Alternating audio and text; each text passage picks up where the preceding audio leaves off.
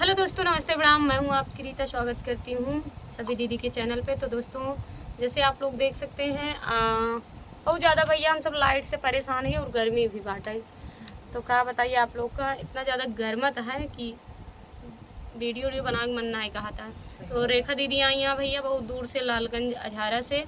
सरिता दीदी यहाँ आप सब देखते हुए हैं, सरिता दीदी बाटे, पूजा दीदी यहाँ इनका जनता ही है भैया रे। तो सब आए यहाँ। तो आप सबकी अगर गर्मी न पड़ा तो ईंटा पाथर पड़ा हुआ है भैया रे, बतावा जाए बारिश में क्या करेंगे, पाथर पड़ा है करे का दीदी। तो भैया बहुत ज़्यादा होता है। और आप सबके एक गीत के माध्यम से गर्मी के आप सबको बता होते हैं कि गर्मी में कितना गर्मी ज़्यादा पड़ता है और कैसे लाख कमेंट करके आप लोग ज़रूर बताओ देंगे। और अपन ढेर सारा प्यारा से बात दीजिए, ज़्यादा से ज़्यादा सपोर्ट करिए। तो गर्मी का गाना सुनिए, चलिए आप लोग। कि मई के महीना चुवत पर बा, मई के महीना चुवत पर बा, लादा पिया एसी गरमिया भी जोड़ बा, लादा पिया एसी गरमिया भी जोड़ बा, लादा पिया एसी। मई के महीना चुवत पर बा, मई के महीना चुवत पर बा, लादा पिया एसी गरमिया भी जोड़ बा, लादा पिया एसी गरमिए भी जोड़ बा, लादा पिया एसी।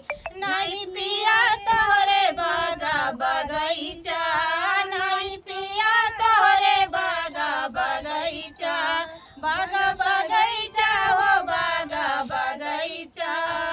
अरे आवे ना बयरिया बांधल चारों ओर बा, आवे ना बयरिया बांधल चारों ओर बा, लादा पिया एसी गरमिया भी जोड़ बा, लादा पिया एसी गरमिया भी जोड़ बा, लादा पिया एसी। मई के महीना चुवत पर बा, मई के महीना चुवत पर बा, लादा पिया एसी गरमी बड़ी जोर बा, लादा पिया एसी गरमी बड़ी जोर बा, लादा पिया एसी।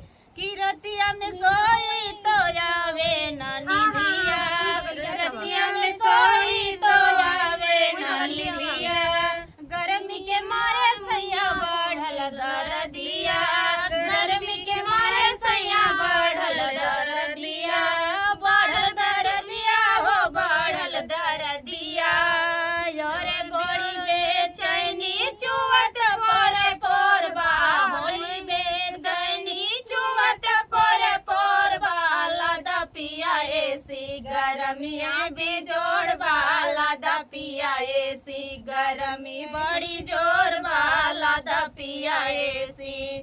बाहर निकलबे तो घाम बड़ा जोर बा, जब मुरझाई सैया दैया कमजोर बा, बाहर निकलबे तो घाम बड़ा जोर बा, जब मुरझाई सैया दैया कमजोर बा, गर्मी कमजोर बा हो दैया कमजोर बा, गर्मी के मारे चुवत जोर जोर बा, गर्मी के मारे पसीना चुवत जोर बा, लादा पिया एसी गरमी बेजोड़ बा, लादा पिया एसी गरमी बड़ी जोर बा, लादा पिया एसी गरमी बेजोड़ बा, लादा पिया एसी।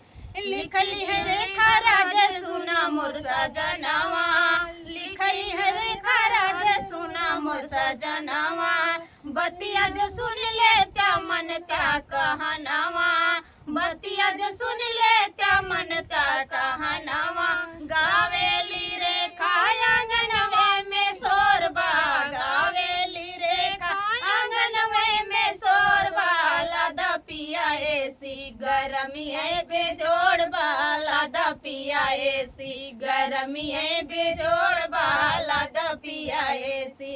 मई के महीना चुवत पर बा, मई के महीना चुवत पर बा, लादा पिया एसी गरमी बेजोड़ बा, लादा पिया एसी। लगवा द पिया एसी गरमी है बेजोड़ वाला द पिया एसी। तो भैया अरे आप लोग का ये गीत गर्मी वाला कैसा लगा कमेंट करके आप लोग जरूर बताइएगा, अपना प्यार दुला दीजिएगा, सपोर्ट करिएगा।